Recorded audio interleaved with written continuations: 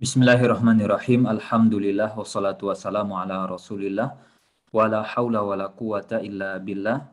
Ada pertanyaan di grup belajar muamalah, ada seseorang yang dokumennya seperti KTP, KK terdapat kesalahan penulisan tanggal lahir sehingga dia lebih muda 2 tahun.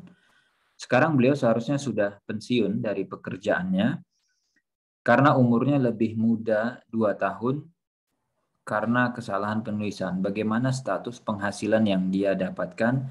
Barakallahu fikum. Baik. Allahu barik fikum. Jadi kalau bicara tentang status karyawan semacam ini, yang misalkan dia bekerja, nggak tahu ya, bisa saja dia di lembaga swasta atau perusahaan, ataupun di lembaga ataupun di instansi yang sifatnya negeri. Nah, hal-hal yang semacam ini mestinya dilakukan dan dikomunikasikan dengan pihak manajemen atau dengan pihak atasan. Kira-kira kebijakannya di perusahaan itu seperti apa, gitu ya.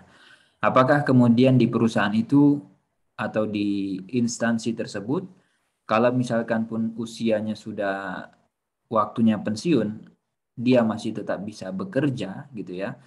Artinya tidak ada masalah sebenarnya di dalam beberapa kasus atau di dalam karyawan yang lain itu kadang sudah usia pensiun pun masih bisa kerja, gitu. Sehingga artinya tidak mempermasalahkan usia semacam ini, artinya berarti ada kebolehan atau artinya dia diizinkan untuk tetap lanjut dan tetap bekerja di tempat tersebut, ya, karena memang sebenarnya tinggal poin itu saja yang perlu diperjelas. Jadi dia sampaikan kepada atasan baik di pihak swasta ataupun di pihak negerinya regulasinya seperti apa.